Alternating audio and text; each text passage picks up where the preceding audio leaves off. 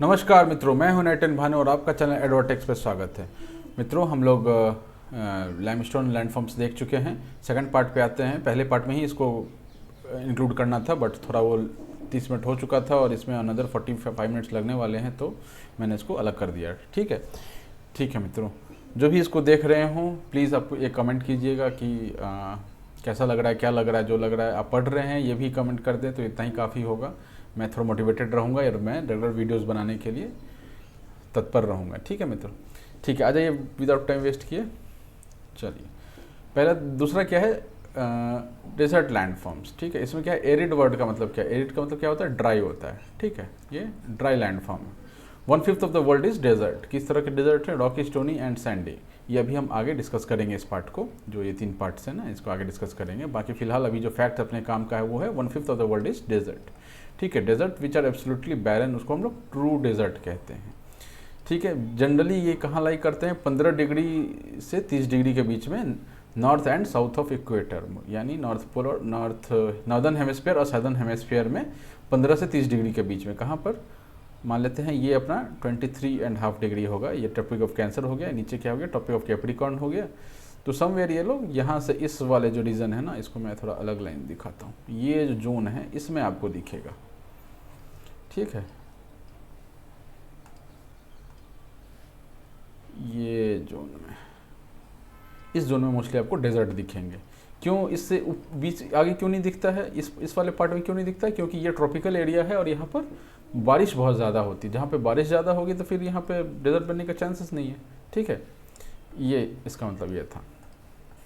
अभी क्या है कि नेक्स्ट पॉइंट में क्या है कि जनरली हमको कहाँ दिखते हैं? Western part of the continent में दिखते हैं।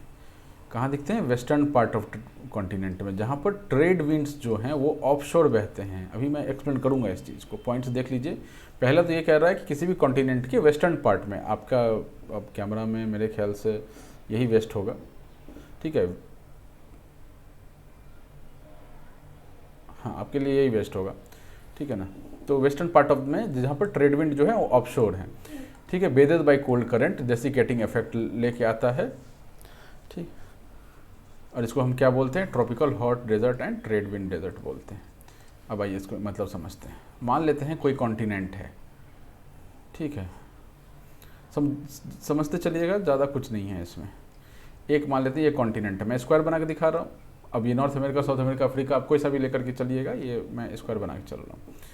ठीक है, तो एक तरीके से यहाँ पर ये बनता है। ये पहला तरीका है, जैसा कि जिसको हम बोल रहे हैं desert, tropical hot desert and trade wind desert. क्या होता है कि ये एक कॉन्टिनेंट है, इसका बोल रहा है वेस्टर्न पार्ट। वेस्टर्न पार्ट कौन सा हो गया? ये वेस्टर्न पार्ट हो गया।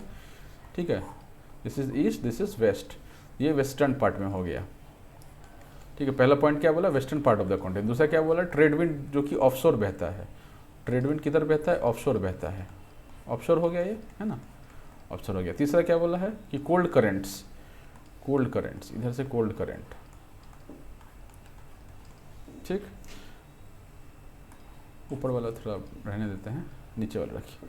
3 चीज़ बोला कि western part of the continent में ये फॉर्म होता है, जहाँ पर कि ट्रेड विंड ऑफशोर हैं और कोल्ड करेंट्स होते हैं। तो होता क्या है कि जो ये अपना ऑफशोर विंड्स है वो क्या करता है कि जो विंड है वो धरती से समुद्र की तरफ बह रही है। ठीक, वो क्या करेगा कि वहाँ पर जो भी मॉइस्चर होगा उसको वो लेके चला जाएगा।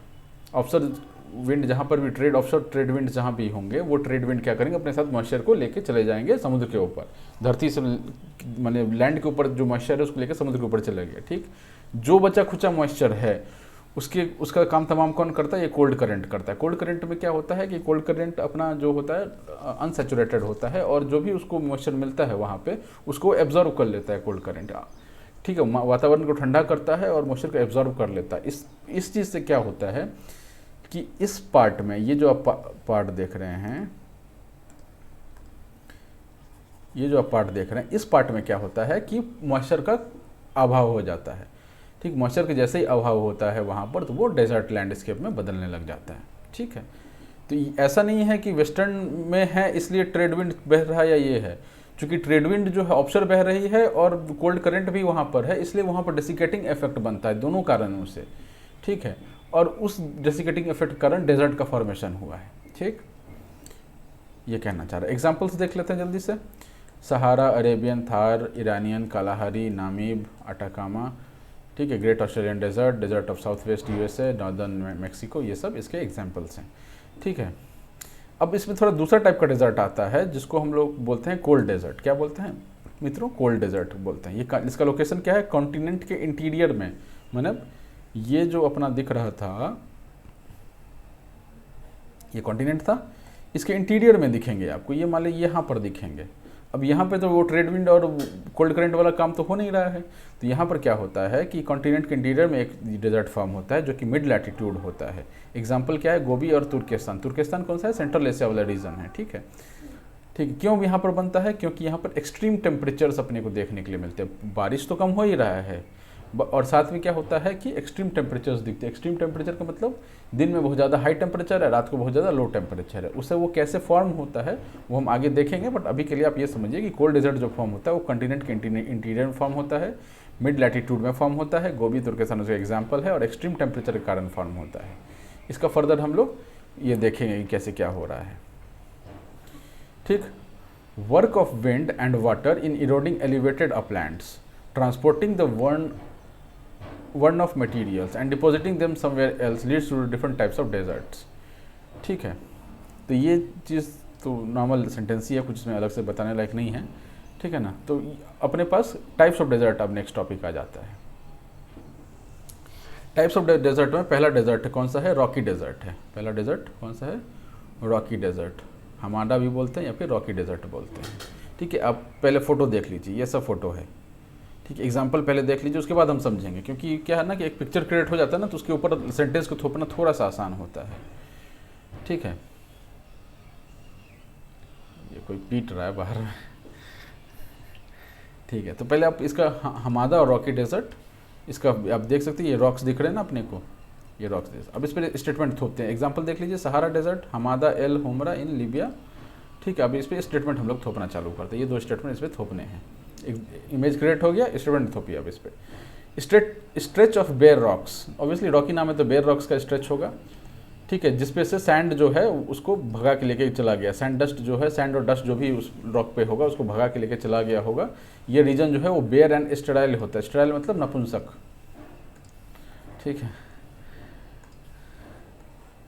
ठीक है, नपुंसक टर्म जो है वो मतलब इंसान के केस में ही खाली यूज़ नहीं होता है। नपुंसक is anything that is sterile, मतलब कुछ प्रोड्यूस नहीं कर सकता है। अब डेजर्ट में आप वेजिटेशन तो हो नहीं सकता है ना, तो वो नपुंसक है, स्टेराइल है वो। ठीक है, तो बेयर एंड नपुंसक है ये। ठीक है, exposed rocks are smoothed and polished. ठीक है, मान लीजिए कोई ऐसा रॉक था, इसके ऊपर एक पॉइंट निकला हुआ था। अभी क्या होता है कि इसको विंड जो है पार्टिकल से अटैक मारता है इस पर, और इसको क्या करता है कि उसको ऐसा पॉलिश जैसा बना देता है। ठीक, ये पहला कैटेगरी था। दूसरा कैटेगरी है एर्ग और सैंडी डेजर्ट। अब ये जो है बहुत कॉमन डेजर्ट है, क्योंकि जब भी डेजर्ट का नाम आता है ना, रेगिस्तान का नाम आता है, मरुभूमि का नाम आता है, तो हम लोग इसी को ही याद करते हैं। लेकिन और भी तरीके के हैं अब जो हम लोग देख रहे हैं, बट सबसे मेजर यही है जो हम लोग सबसे ज़्यादा याद करते हैं।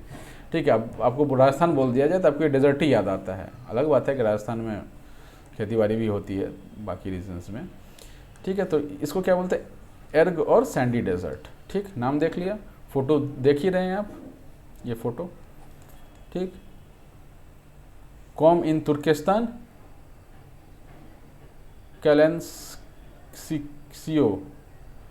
कैलेंसियो सी सैंड सी लीबिया में, ये दो इसके एग्जांपल्स हैं। अपना थार भी है, थार में भी ऐसा अपने को डेजर्ट देखने के लिए मिलता है और सहारा में भी मिलता है, बट ये थोड़े अलग से बताए गए हैं। ठीक है, अब इस पर स्टेटमेंट थोपिए। हर्ट और sea of desert with ripples of sand dunes. ठीक, according to the direction of wind. जब ये इसको रिपल्स बोला गया, इस पर जो आप ये देख रहे होंगे ना, ये जो लाइंस देख रहे हैं बने हुए, ठीक है, इसको क्या बोला गया है? रिपल्स बोला गया है। और ये क्या है? रिपल्स ऑफ सैंड ड्यून्स हैं ये सब। ठीक है, ये थोड़ा फोटो में इतना क्लियर नहीं दिख रहा है, बट अपने को समझ जाना चाहिए कि रिपल्स ऑफ सैंड ड्यून्स हैं। और इनका डायरेक्शन जो है वो कौन डिसाइड करता है? विंड जो उस पर बह रही होती है वो उसका डायरेक्शन डिसाइड करती है।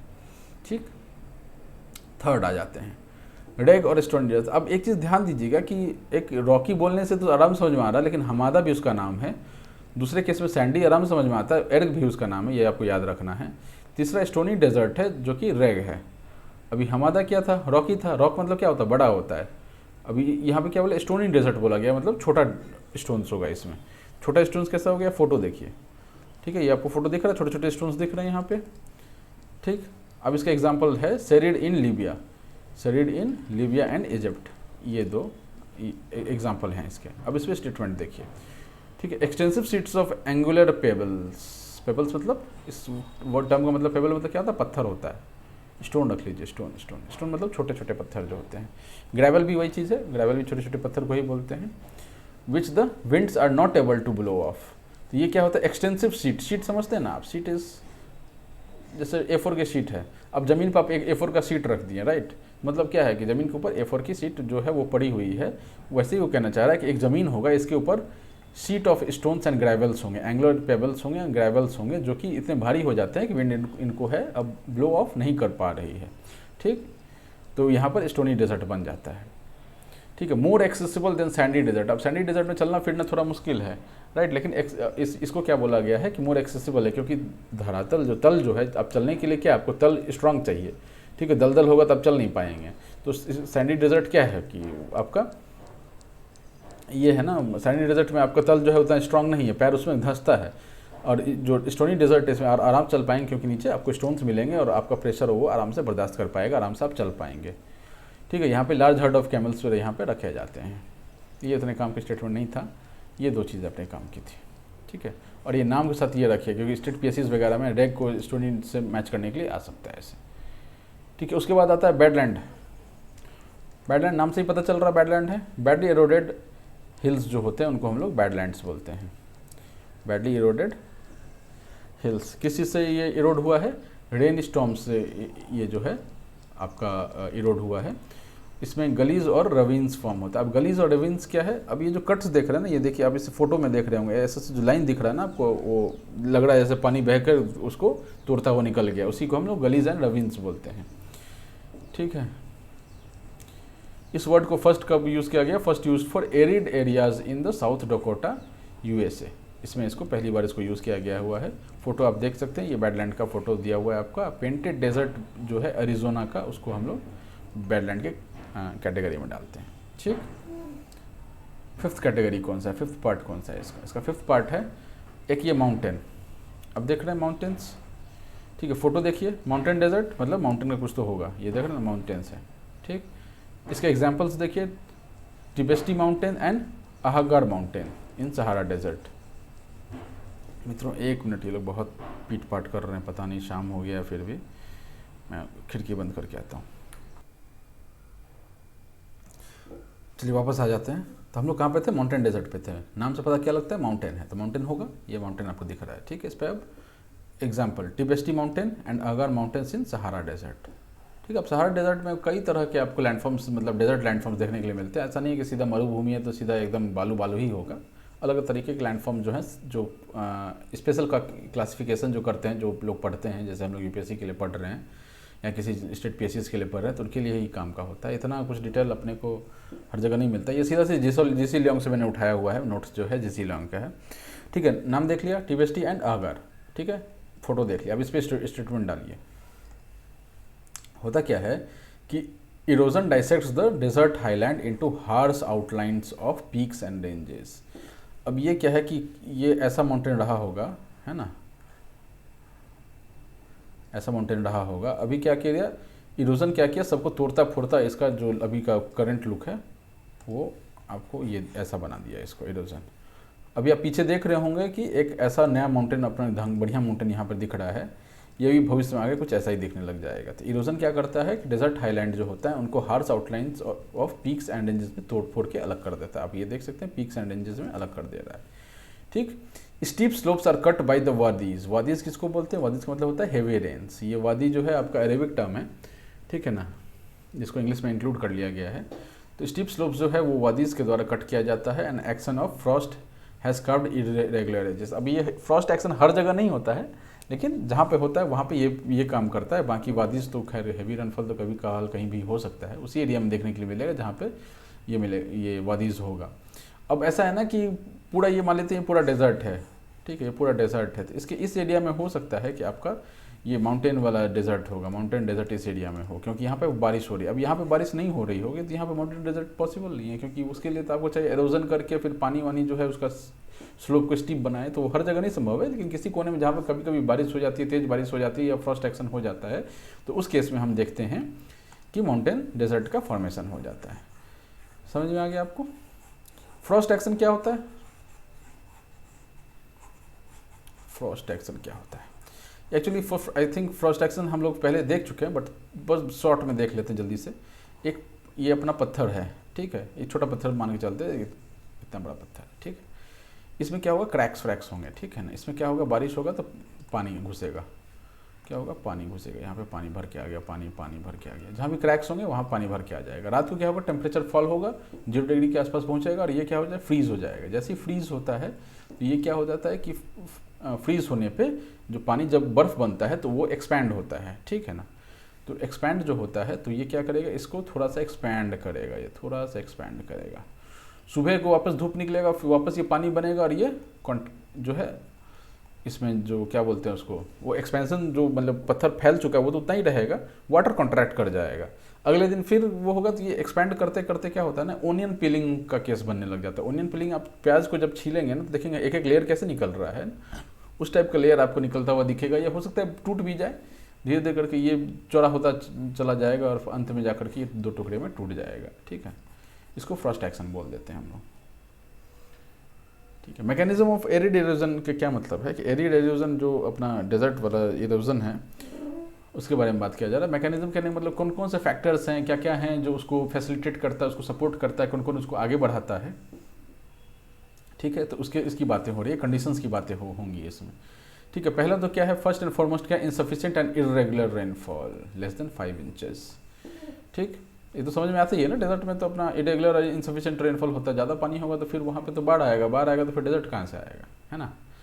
दूसरा चीज़ क्या है, वेरी हाई टेम्परेचर होना चाहिए, 31 डिग्री सेल्सियस एवरेज होना चाहिए। 31 डिग्री बहुत ज़्यादा हाई नहीं हुआ, लेकिन एवरेज जितना होना चाहिए। एवरेज इतना होने के लिए आपको क्या है कि 40-50 तो कम से कम जाना ही चाहिए, ठीक है। रैपिड रेट ऑफ इवापोरेशन, अब आप देखेंगे कि पानी का अगर शॉर्टेज है तो चाहे तो रेनफॉल कम हो या टेम्परेचर हाई हो तो उससे क्या होगा, सूखेगा जल्दी।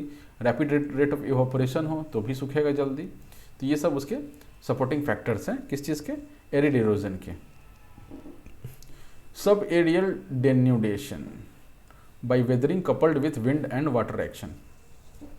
अब डेन्यूडेशन हम लोग पढ़ चुके हैं। डेन्यूडेशन मतलब क्या होता है कि वो पूरा प्रोसेस होता है कि वो टूट फूट के वो उठा पुठा के लेके चला जाता है। तो sub aerial denudation by weathering, ठीक है, वेदरिंग मतलब तोड़ फोड़ के उसको निकाल रहा है, coupled with wind and water action. ये सब जो है अपने वाटर एक्शन अब हर जगह नहीं होता होगा, अब दिमाग में उतना मत लोड डालिए उस चीज़ को लेकर के। वाटर एक्शन कहीं कहीं पे होता होगा, आउटस्कर्ट्स पे ज़्यादा होते होंगे, है ना, क्योंकि अब बीच डेजर्ट में तो उतना पानी नहीं होता है। तो बट विंड एरोजन जो है, वेदरिंग जो है, ये सब वहाँ पर चलता रहता है, ठीक है। Weathering is the most potent factor, weathering is the most potent factor in reducing rock to sand in arid region. एक रॉक है, ठीक है, इसको अगर सैंड बनना है, ठीक है, तो सबसे ज़्यादा इंपॉर्टेंट चीज़ क्या होगा इसमें, वेदरिंग का फैक्टर आएगा। क्यों वेदरिंग का फैक्टर आएगा, क्योंकि टूटेगा तभी तो वो बनेगा सैंड, राइट। तो सबसे इंपॉर्टेंट फैक्टर है। अब इसमें कुछ कुछ दिया हुआ है, फ्रॉस्ट एक्शन के बारे में बताया हुआ है, बहुत काम का नहीं है, बट एक एक करके स्टेटमेंट देख लेते हैं, ठीक है। तो उससे क्या होगा कि अपने यूपीएससी वगैरह में या किसी भी स्टेटमेंट वाला सवाल आता है तो आपको डर ना लगे, ठीक है ना। Small amount of rain that falls enter the rock crack, यही फ्रॉस्ट एक्शन में आपको बता चुका हूँ।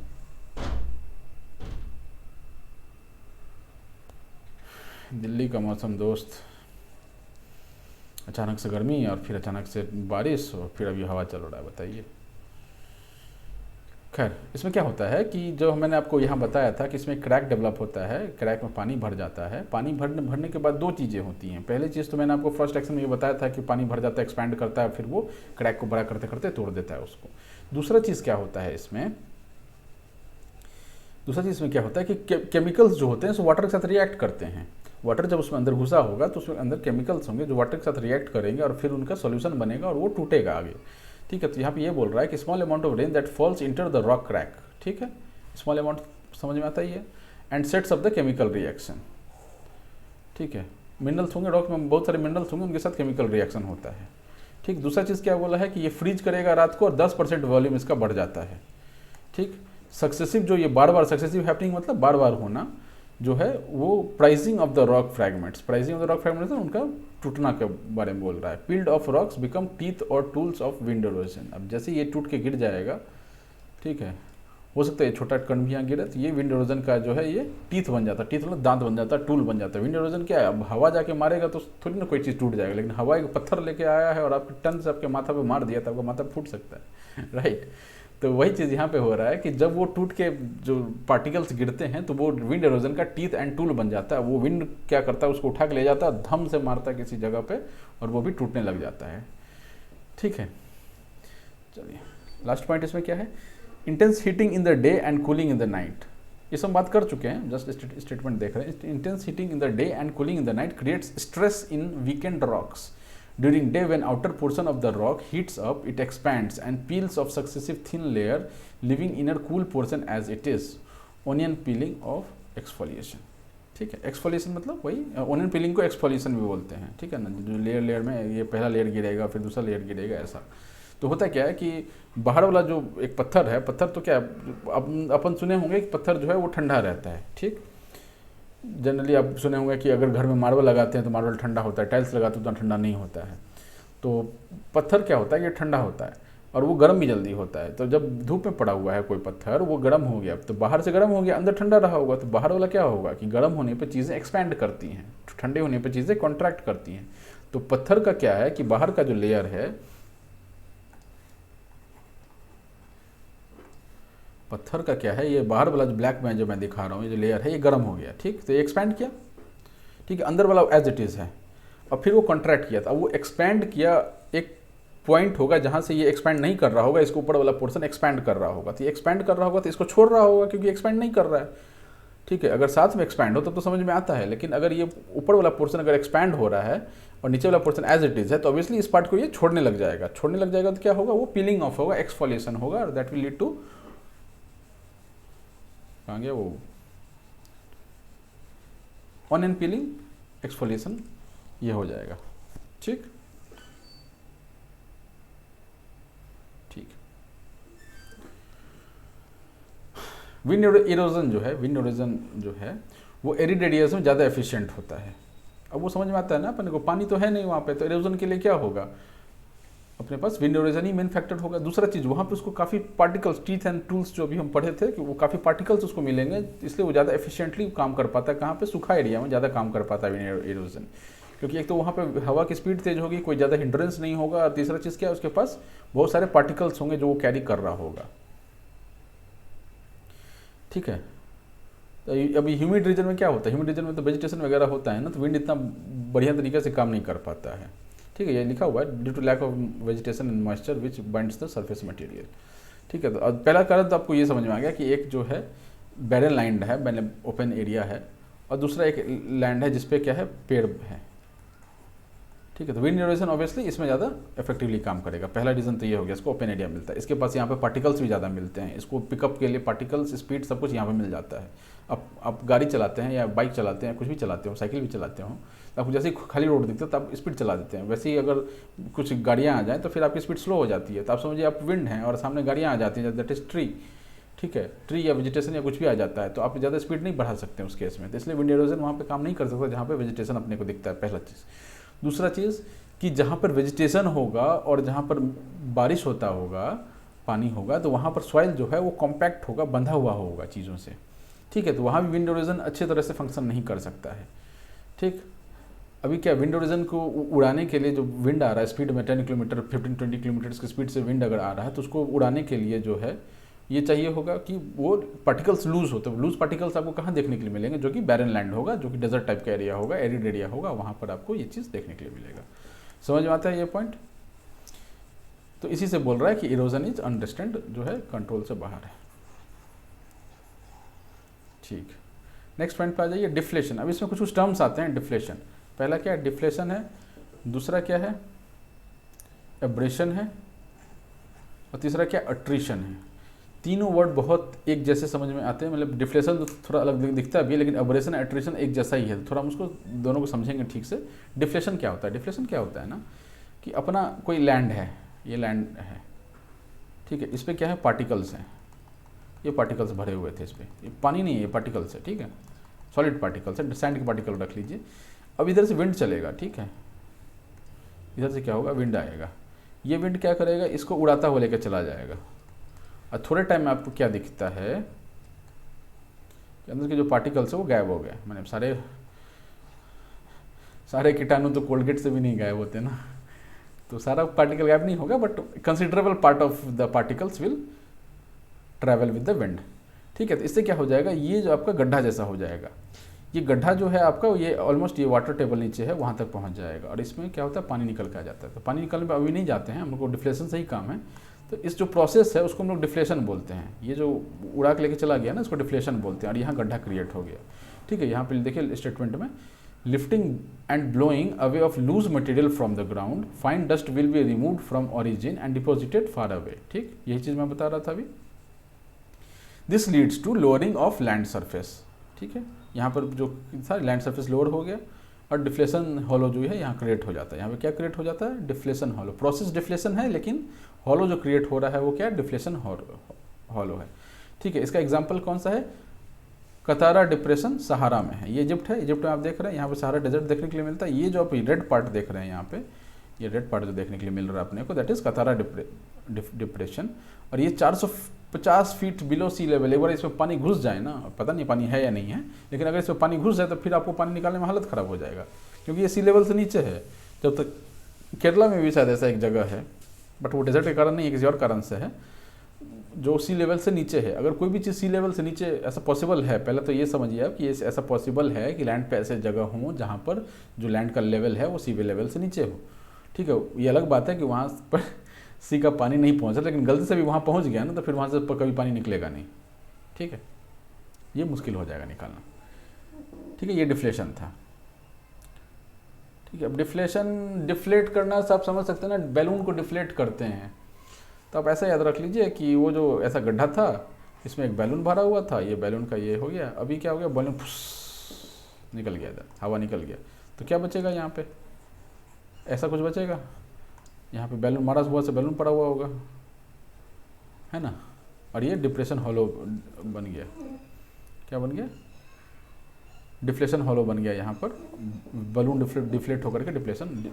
हॉलो बन गया। आपको ये याद रहेगा। अब्रेशन क्या है, ठीक है, नेक्स्ट पॉइंट आता है अब्रेशन।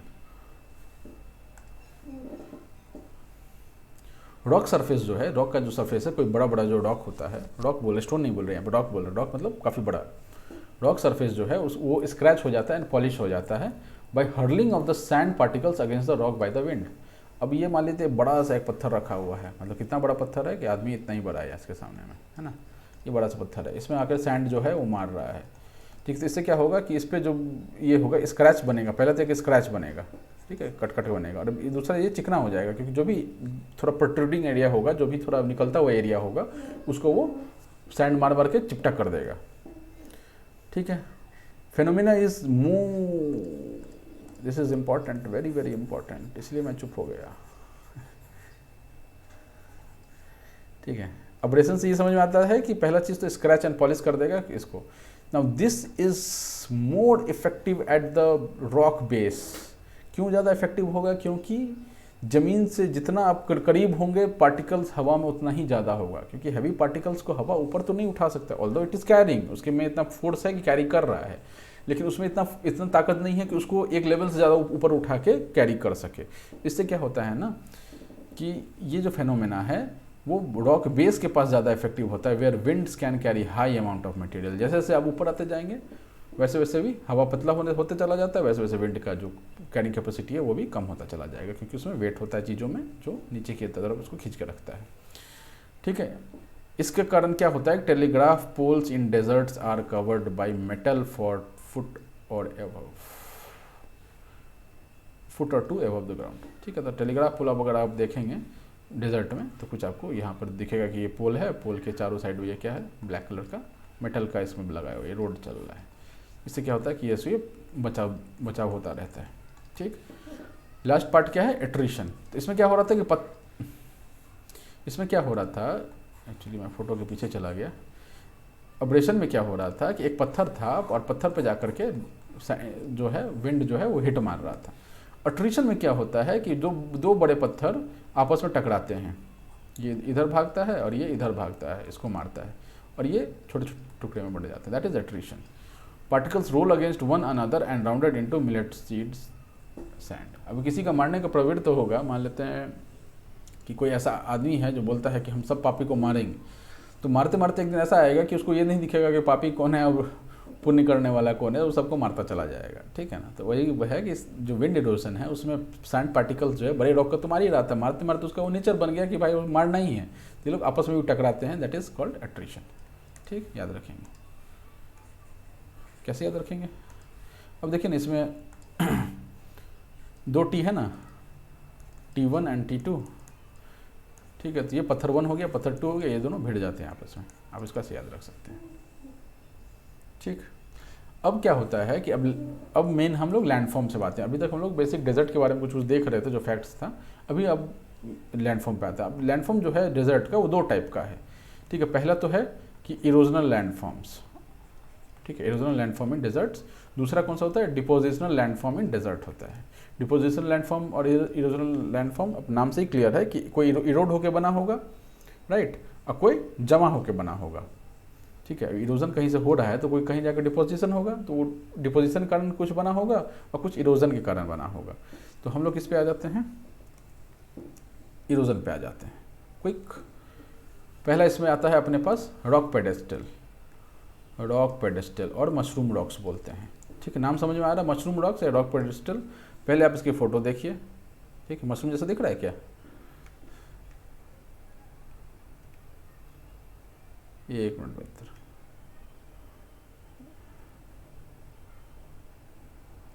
हाँ, अब फोटो देख रहे हैं मशरूम जैसा, ठीक। अब इसको समझने की कोशिश करते हैं।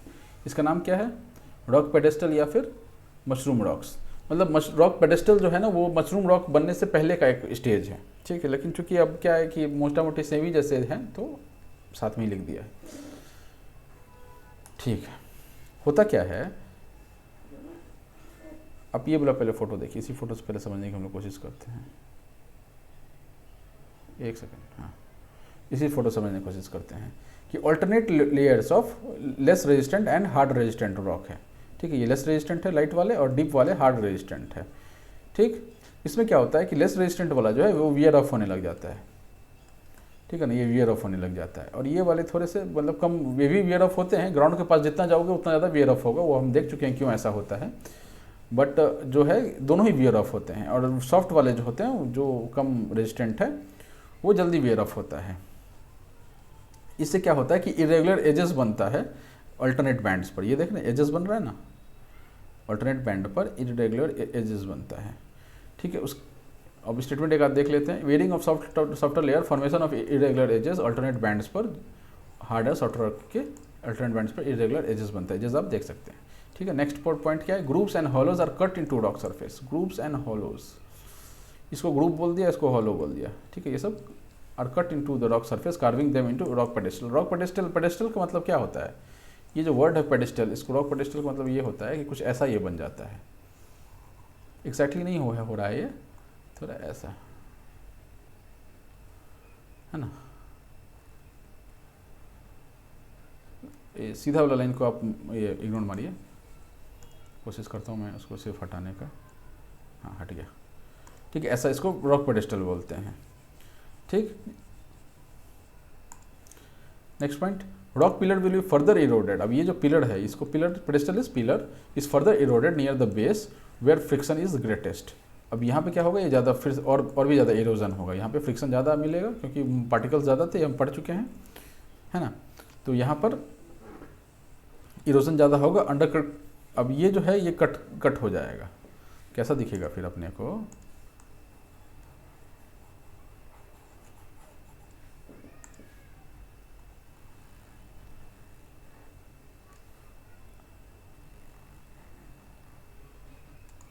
ठीक है, ये और झड़ गया, नीचे वाला पोर्शन और झड़ गया, तो ये मशरूम का रूप ले लेता है। तो पेडिस्टल मतलब पिलर्स, पहले वो पिलर बनता है अल्टरनेट बैंड्स वाला, और फिर वो कट के वो मशरूम का शेप ले लेता है, ठीक। पॉइंट्स आप इसको पॉज करके देख सकते हैं। गौर इन सहारा डिजर्ट जो है इसका एग्जाम्पल है,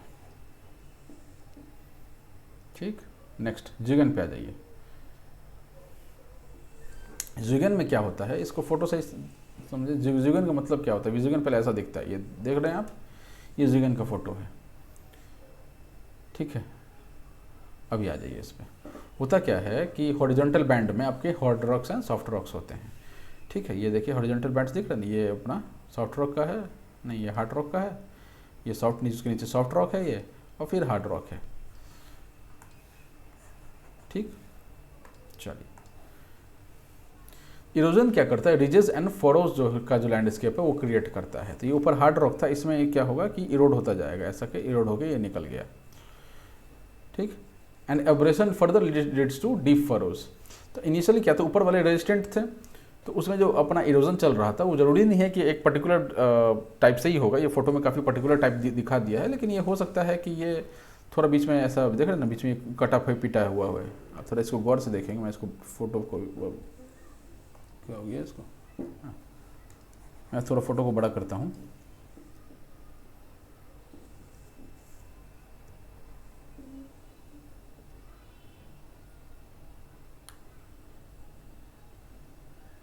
ठीक।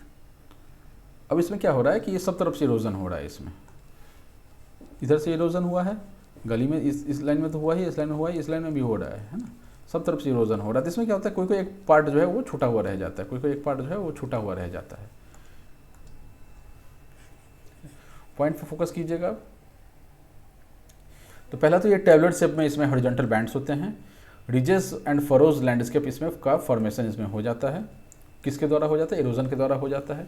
एब्रेशन होने से क्या होता है, फर्दर डीप फरोज बनते हैं, और डीप फरोज बनते हैं, जो कटा पिटा है वो और कटता जाता है, ठीक है। जो स्टैंडिंग है वो कम कटता है, जो ऑलरेडी ढह चुका है थोड़ा सा वो और ढहने लग जाता है, क्योंकि एक बार किसी चीज़ की टूटने की तैयारी शुरू हो जाती है ना, तो फिर वो टूटता ही चला जाता है। तो वही यहाँ बोलना चाह रहा है। Hard rock then stands above the furrow edge ridges और जिगन। तो इस फरोज के ऊपर जो है, फरोज मतलब वो गैलरी टाइप का जो गैप, उसको फरोज बोल रहे हैं। तो ये खड़ा रह जाता है ना, जिसको क्या बोलते हैं, जिगन बोल देते हैं। हाइट जो है 10 से 100 फीट के लगभग में होगा, ठीक है। हाइट कहाँ कितना होगा, 10 से 100 फीट के होगा। एबव संकन फरोज, ये संकन जो फरोज है ना, इस पॉइंट से इसका जो हाइट होगा वो अपना 10 से 100 फीट के बराबर हो सकता है। फर्दर एब्रेशन क्या करता है कि ये जिगन को भी लोअर कर देता है ऑब्वियसली। अब ये जो खड़ा है यहाँ पे, ये देखिए आप नेक्स्ट फोटो में, ये खड़ा है, अब इस पे एब्रेशन काम करेगा। साइड में तो एब्रेशन ऑलरेडी काम कर चुका है, लेकिन इस पर भी तो अब आगे काम करेगा ही ना। वो थोड़ी ना है कि अब ये यार ये जुगन बन गया अब इसको छोड़ दो, ऐसा नहीं है। ये फिर से इस पर भी काम चलेगा, और इसका जो हाइट है वो आप कुछ सालों में देखेंगे, 1000-2000 साल में देखेंगे कि ये थोड़ा और छोटा हो गया होगा, ये ऐसा छोटा हो गया होगा, ठीक है। ठीक, नेक्स्ट आ जाइए यारदंग्स पे। अभी यारदंग और इसमें कंफ्यूज नहीं होना है, ठीक है। मोटा मोटी एक जैसा ही दिखता है, लेकिन आपको थोड़ा सा बेसिक, एक सेकंड मित्रों, कोई आया, पता नहीं कहाँ कहाँ से कोई पहुँच जाता है। मतलब बेल बजा के चले गए बेल बजाए तो कम से कम एटलीस्ट खोल रहा हूँ तो देखना चाहिए ना, बोलना चाहिए ना, सॉरी भैया मैं गलती से आपका बेल दबा दिया। क्या है पता नहीं कौन था, बेल को भी लगता है हटाना ही पड़ेगा। खैर आ जाइए यारदंग्स पे। यारदंग्स में क्या होता है कि वर्टिकल बैंड्स होते हैं, ऐसे ऐसे बैंड्स होते हैं, राइट, ठीक है। Of hard rocks and soft rocks होता है, aligned in the direction of the prevailing winds, ठीक है। अगर ये मतलब ऐसा नहीं होता है कि मतलब ये ऐसा वर्टिकल लाइंस जो हैं वो विंड के डायरेक्शन अलाइन हो जाएंगे। जो अलाइंड वाले होते हैं उनमें ये चीज़ें देखने के लिए मिलती है। ये जो यारडंग्स है किस कहाँ देखने के लिए मिलता है, जो विंड के अलोंग वर्टिकल लेयर्स में अलाइंड है उनमें देखने के लिए मिलता है, ठीक है। Wind erosion excavate softer rocks into narrow corridors, sides steeper than zeugen. 2 point यहाँ पे बोला गया है, ठीक है। एग्जांपल भी देखिए लीजिए, एटाकामा चिली में and interior desserts of central Asia, यहाँ पर ये सब देखने के लिए मिलता है। होता क्या है ना कि अब इसमें आ जाइए, this is hard rock, right, this is soft rock, this is direction of wind दिखा रखा है। ये क्या है कि इसको ये गैलरी को धीरे धीरे इरोड करता हुआ चला जाएगा। ये भी इरोड होगा, ऐसा नहीं है कि ये वाला पोर्शन इरोड नहीं होगा, ये वाला पोर्शन, दोनों ही पोर्शन इरोड होंगे, ठीक है। ये स्लोली इरोड होगा, ठीक है। ये जो है वो स्लोली इरोड होगा, ये वाला पार्ट। तो इससे क्या होता है कि ये इस वाले पोर्शन में जो है वो खाली हो जाता है, ये वाला पोर्शन खाली हो जाता है, ये वाला पोर्शन जो है वो खाली हो जाता है, ये वाला पोर्शन खाली हो जाता है। तो यहाँ पे एक गैलरी क्रिएट हो जाता है, ठीक है। और ये उठा हुआ जो पार्ट था उसको हम लोग क्या बोल देते हैं, यार्डंग बोल देते हैं। अब इसमें और क्या दो पॉइंट इसमें और बोला गया था। पहला चीज़ कि यार्डंग जो है इसका साइड ज़्यादा स्टीपर होगा। समझ में आता साइड क्यों स्टीपर होगा, क्योंकि अलग अलग रॉक्स थे, ये रॉक्स निकल गया और ये रॉक बच गया, ये जो हार्ड रेजिस्टेंट रॉक था ये बच गया, इसलिए यहाँ पर यार्डंग जो है वो फॉर्म हो जाता है, जो जिसका साइड स्टीपर है। दूसरा चीज़ क्या है कि यहाँ पे एक कॉरिडोर जैसा बन जाता है, ये काफ़ी कंसिस्टेंट कॉरिडोर है। यहाँ देखिए इसमें आपको ब्रेक्स नहीं दिख रहे होंगे, है ना, टूटा हुआ बीच में नहीं दिख रहा, लेकिन उस वाले केस में, इससे पहले वाला जो केस हमने देखा था, ज़्यूगन का जो केस देखा था, इसमें आपको बीच में भी ब्रेक्स दिख रहे थे, ठीक है। ये जो पार्ट है ब्रेक में है, ये इधर ब्रेक है, यहाँ पर ब्रेक है, ठीक है। तो इसमें विंड का डायरेक्शन से मतलब नहीं था, किधर भी डायरेक्शन ये इरोजन हो रहा था, लेकिन ऐसा कुछ फॉर्म हो जाता है। और ये जो रिमेनिंग पार्ट जो हो जाता है इसको हम लोग क्या बोल दे रहे थे, ज़्यूगन बोल दे रहे थे। और यार्डंग में क्या हो रहा है कि विंड के डायरेक्शन के अलॉन्ग में ये अलाइंड है, ये जो पत्थर का सिस्टम है वो, और ये गैलरी यहाँ पर क्रिएट हो जाता है। इसका साइड स्टीपर होगा, ऑब्वियस रीजंस कि साउथ वाले निकल गए होंगे तो स्टीपर साइड मिलेगा। और लास्ट वाले केस में जो था ज़्यूगन में क्या था कि अपने को ये नहीं मिल रहे थे, मतलब स्टीपर साइड्स नहीं मिल रहे थे। क्यों नहीं मिल रहे थे, क्योंकि एक ही टाइप का रॉक था, ठीक है। अब ये फोटो देख सकते हैं, ऐसा आपको देखने के लिए मिलता है, ठीक है। अब इसको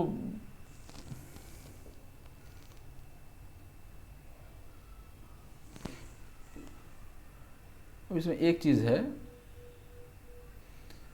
कि ये इनिशियल फॉर्मेशन है, ठीक है।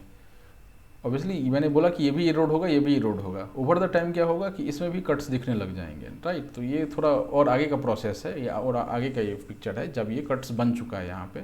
बट इनिशियली ये क्या होगा कि ये दो जो है आपका उठा हुआ रहेगा, यार्डंग जो है, यार्डंग ही बोलते हैं ना इसको, यार्डंग जो है वो उठा हुआ रहेगा। और धीरे धीरे क्या होगा, इसमें भी कट्स आने लग जाएंगे, क्योंकि बहुत लंबा समय है ना। तो ये और गहरा होता चला जाएगा गैलरी, और ये और कटता हुआ चला जाएगा। तो वो इस पोर्शन का है, ठीक है। चलिए नेक्स्ट आ जाता है इंसेलबर्ग। अब आइसबर्ग से याद समझ में आता है ना, आइसबर्ग किसको बोलते हैं, आइसबर्ग जो समुद्र का ये होता है, समुद्र का में जो पहाड़ जैसा दिखता है आइस का, that is called iceberg. Inselberg is island mountain बोलते हैं इसको। इसमें क्या होगा कि एक ऐसा पहाड़ रहा होगा, ये इरोड होकर के, साइड्स इरोड होकर के ये क्या बच गया, ये कुछ ऐसा बच गया, ठीक है। इसको इंसेलबर्ग बोलते हैं। पॉइंट्स देख लें, पहले एग्जांपल्स देख लेते हैं। फोटो देख लिया आपने, और कोई फोटो और नहीं है, ठीक है। एग्जांपल्स देख लीजिए, अब फिर हम लोग पॉइंट्स पे चलते हैं। नॉर्थ नाइजीरिया में मिलता है, वेस्टर्न ऑस्ट्रेलिया में मिलता है, कालाहारी डेजर्ट में मिलता है, ठीक। पॉइंट्स, दो पॉइंट्स हैं, दोनों को देख लेते हैं। आइसोलेटेड रेसिडुअल हिल, देखने से ही लग रहा है। Rising abruptly from the ground level. दूसरा क्या है, steep slopes and rounded tops, ठीक है। स्टीप स्लोप्स क्यों हैं, क्योंकि ये पत्थर का यहाँ चेंज हुआ होगा, और जो सॉफ्ट वाले होंगे उसको तोड़ के निकल गया होगा, ठीक है। किस चीज़ का बना हुआ रहता है, ग्रेनाइट और जेनेस का, ये इसका मेटामॉर्फोस फॉर्म है, राइट। ग्रेनाइट का बना हुआ होता है। Probably relics of an original plateau, ये किसी ओरिजिनल पहले माउंटेन यहाँ पे प्लेटो जैसा रहा होगा, ये टूट के ऐसा कुछ बन गया, ठीक है मित्रों। गर्म होने लग गया लैपटॉप।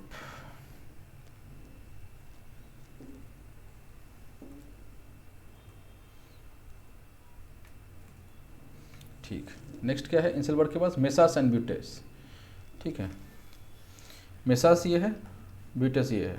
फोटोज आप देख सकते हैं, ये थोड़ा पतला है और सीधा स्टीपली खड़ा है। स्टीपली कहने मतलब ये ग्लेस स्टीप मतलब ये, ठीक है। ये मेसा है, ये ब्यूटे है, समझ रहे हैं। ये टेबल लैंड टाइप का है और ये थोड़ा पेंसिल टाइप का है। चलिए आगे देखते हैं। Mesa is table like flat land mass and very resistant tops, ठीक है, and very steep sides. Steep side है, यहाँ पर देख सकते हैं आप, स्टीप साइड दिख रहा है, और ये रेजिस्टेंट इसका टॉप होता है। Hard mass resist denudation by wind and water, ठीक है। हार्ड मास पढ़ ही चुके हैं कि ऊपर वाले जो काफ़ी रेजिस्टेंट है, तो ये लोग डेनुडेशन को रेजिस्ट करते हैं। एग्जाम्पल क्या है, canyon region in Arizona, on fault blocks in Table Mountain of Cape Town South Africa, ठीक है। मेसास क्या है, मेसास ये टेबल एंड वाला था। मेसास में be reduce to buttes by continued erosion. ठीक है, ये जो है इसमें बन जाता है, गर्म होकर के एकदम ब्लैंक होने लग गया है। ठीक है मित्रों, इसको ना इसको ये ख़त्म करके हम लोग इसको यहाँ पर रैप अप कर देते हैं फिलहाल। नेक्स्ट टॉपिक नेक्स्ट बनाऊंगा ना, उसमें मैं इसको कैरी करूँगा। ठीक है, कहाँ पर थे, ख़त्म कर, इस पॉइंट को ख़त्म कर देते हैं। मेसास में भी reduce to buttes by continued erosion. अब ये जो अब कितना भी रेजिस्टेंट हो लेकिन थोड़ा टाइम में तो ये हो जाएगा ना, मतलब इरोड तो होगा ही होगा, धीरे होगा लेकिन थोड़े टाइम में तो हो ही जाएगा। ये क्या बन जाएगा, ये बन जाएगा आपका कुछ ऐसा बन जाएगा इरोड होकर के। ठीक है, इसी को ब्यूटेस बोल देते हैं। They are separated by deep gorges और कैनियंस इन एरिड कंट्रीज। सूखे हुए एरियाज में क्या होते हैं कि ये जो ये ऐसा जो है डीप कैनियन एंड गॉर्जेस से ये सेपरेटेड होते हैं। ठीक है मित्रों, ठीक है, एक सेकेंड।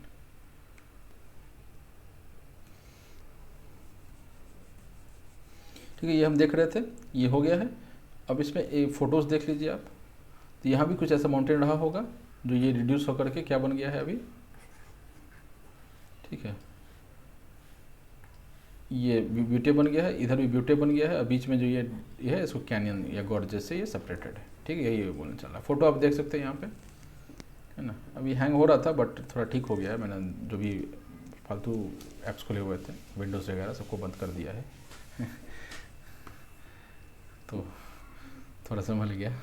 लैपटॉप क्या 6 साल पुराना हो गया तो इसका रैम क्या जवाब देने लग जाता है आजकल के जो फंक्शनैलिटी होते हैं उसके हिसाब से। खैर नेक्स्ट पे आ जाइए।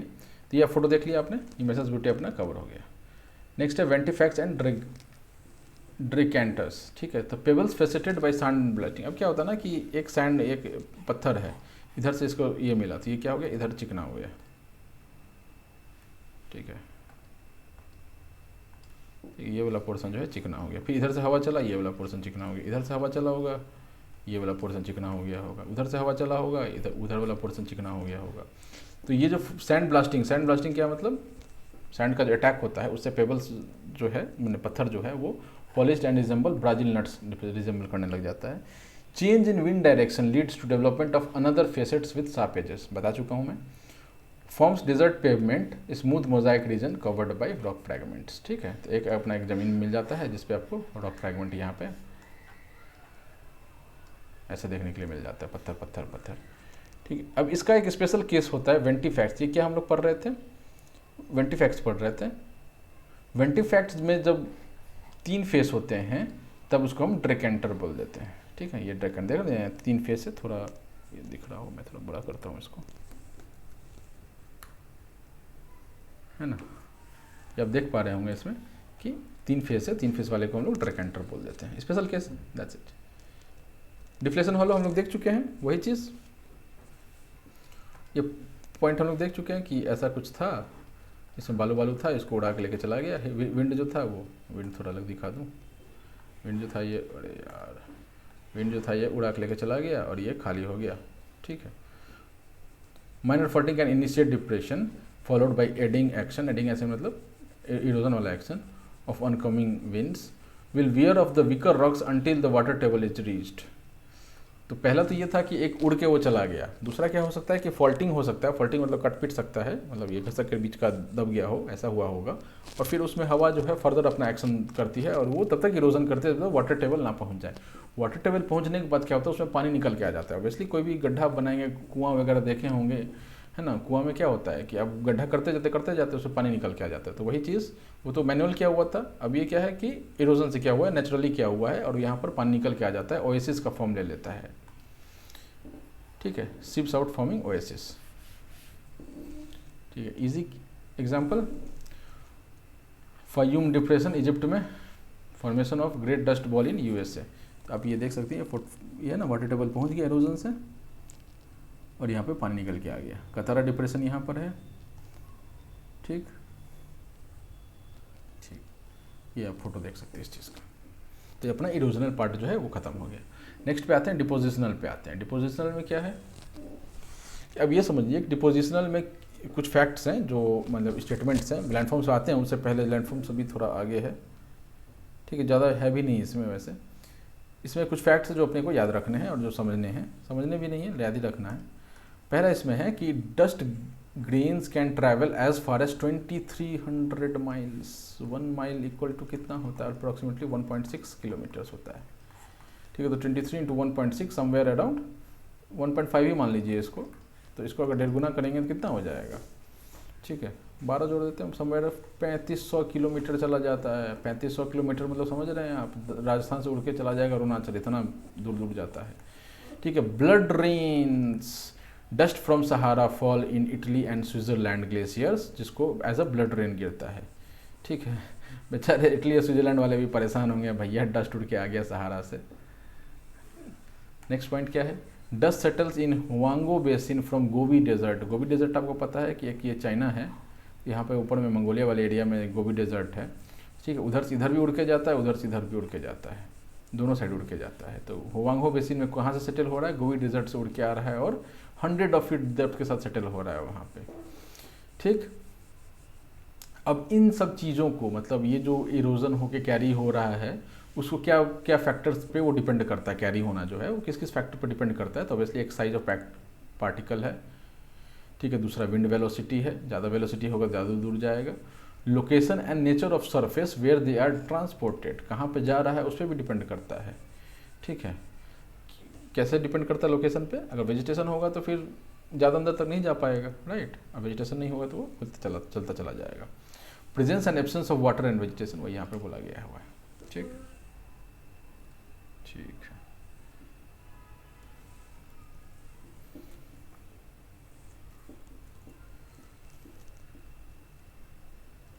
नेक्स्ट पे आ जाइए।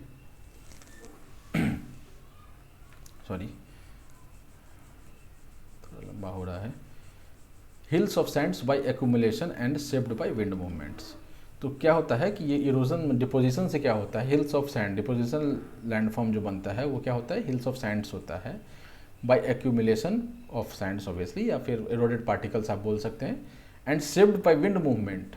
ठीक है, तो अब विंड का जो मूवमेंट होगा वो उसका क्या करेगा, शेप डिसाइड करेगा। आगे देखते हैं उसमें पता चल जाएगा। दो तरह के हो सकते हैं, लाइव या फिर एक्टिव ड्यून हो सकता है, इनएक्टिव ड्यून भी हो सकता है। ठीक है, इनएक्टिव ड्यून किसको बोलते हैं, जो कि फिक्स्ड रूटेड विथ वेजिटेशन होता है उसको इनएक्टिव ड्यून बोलते हैं। मतलब कहने का ये मतलब है कि एक ये ड्यून बना और इस पर एक आप वेजिटेशन वगैरह जम गया तो ये फिक्स हो जाता है, इनएक्टिव हो जाता है, ये फर्दर मूव नहीं करेगा, ये इसमें कोई चेंज फर्दर नहीं आएगा। ठीक है, कॉमन इन एर्ग्स डिजर्ट। अब एर्ग्स डिजर्ट का नाम हम लोग देख चुके हैं, सैंडी डिजर्ट को हम लोग क्या बोलते हैं, एर्ग्स डिजर्ट बोलते हैं। Can be of many shapes, barchans and seifs. बहुत सारे शेप के हो सकते हैं, दो हम लोग देख रहे हैं, सीप एंड बारचांस। ठीक है मित्रों, एक सेकंड। सीप्स क्या है, लॉन्जिट्यूडनल ड्यून्स हैं। लॉन्जिट्यूडनल ड्यून्स का मतलब क्या होता है, ये आप फोटो देखिए, है ना, ये लंबा लंबा जो दिख रहा है ना आपको, दिस इज लॉन्जिट्यूडनल ड्यून्स। सीप्स का मतलब क्या होता है, सॉर्ड होता है। सॉर्ड कैसा दिखता है अपना, ठीक है, ऐसा कुछ सॉर्ड दिखता है। तो सीप का मतलब सॉर्ड होता है। Long narrow ridges parallel to the direction of prevailing winds. तो ये क्या है, आपको ये क्या याद रखना है, पैरेलल टू द, इधर से विंड चल रहा होगा और इसी डायरेक्शन में ये लॉन्ग नैरो रिजेस बनते हैं। ये आपको थोड़े ऊपर से फोटो ले गए इसलिए छोटा दिख रहा है, लेकिन ये इससे थोड़ा बड़ा होता है। मतलब जब आप ग्राउंड पे पहुंचेंगे तो काफ़ी बड़ा बड़ा रहता है वो, ये कहने का मतलब है। ठीक है,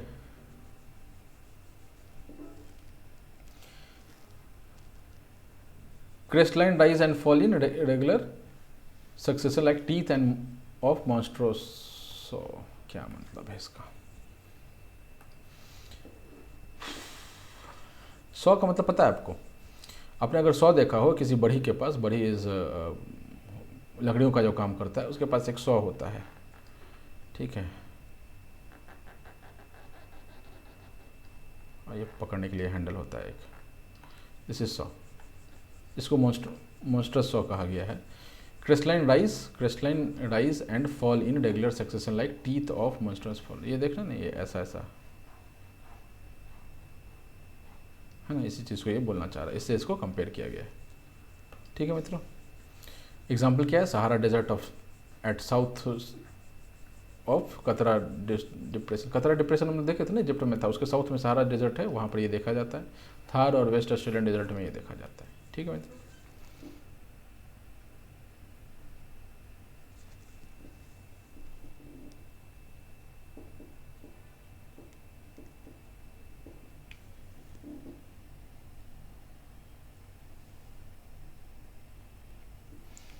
ठीक है, अब इसके ये देख सकते हैं आप, ये लास्ट वाला जो पार्ट है, ये विंड का एक्शन इधर जा रहा था, इधर में ये 100 का दांत फॉर्म हो गया है। ठीक है, यहाँ पे बोला जा रहा था। बाकी इसमें पैराबोलिक ड्यून पैराबोला बन रहा है। ठीक है, ये बार चांस इसको बोला गया है। ट्रांसवर्स ड्यून क्या होता है कि विंड ऐसा बनता है और ये इसके अगेंस्ट। लॉन्जिट्यूडनल क्या हो गया, विंड ऐसे है और ये भी ऐसा बन रहा है। ट्रांसवर्स क्या हो गया, विंड अगर ऐसा है, डब्ल्यू ये विंड ऐसा है और ये ऐसा फॉर्म हो जाता है, दैट इज़ ट्रांसवर्स। ये लॉन्जिट्यूडनल है और ये ट्रांसवर्स वाला है। ठीक, नेक्स्ट पार्ट पे आते हैं, that is bar chance. Bar chance क्या होता है, क्रिसेंट मून शेप्ड होता है।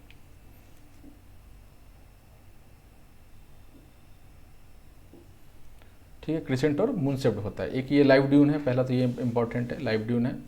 ठीक है, चाहे इंडिविजुअल होगा या ग्रुप में होगा। कहाँ पे ज़्यादा मिलता है, तुर्किस्तान और सहारा में। ठीक है, accumulation at obstacles like grass patch और रॉक हेड। अब क्या है कि बालू उड़ के चलता चला जा रहा है, चलता चला जा रहा है कुछ, तो उसको रोकेगा तब तो वो रुकेगा। तो जो रोकने वाला कौन है, ग्रास पैच है या फिर रॉक हीप है। ठीक है, वो उसको रोकता है और ये कुछ ऐसा शेप बन के आ जाता है, ये ऐसा कुछ शेप बन के आ जाता है। ठीक है, ये हॉर्न है, ये भी हॉर्न है। यहाँ पे हॉर्न के बारे में बोला गया, horn thin out and become lower in direction of wind. ठीक है, तो ये इधर से विंड आ रहा होगा तो ये हॉर्न जो है इधर thin out and lower in the direction of the wind. कहाँ गया, due to frictional retardation around edges. ठीक है, विंडवर्ड साइड क्या होता है, इधर से विंड आ रहा है यानी कि ये विंडवर्ड साइड होगा, इधर से इसका अपोजिट साइड वाला जो होगा वो लीवर्ड साइड होगा। तो विंडवर्ड साइड क्या है, ये कॉन्वेक्स है एंड जेंटल स्लोपिंग है। ये विंडवर्ड साइड है, ये विंडवर्ड साइड है, इधर कॉन्वेक्स होगा। एक सेकेंड, तो इसको पता नहीं क्या दिक्कत हो रहा है मित्रों। इसको ना हम यहीं स्टॉप करते हैं।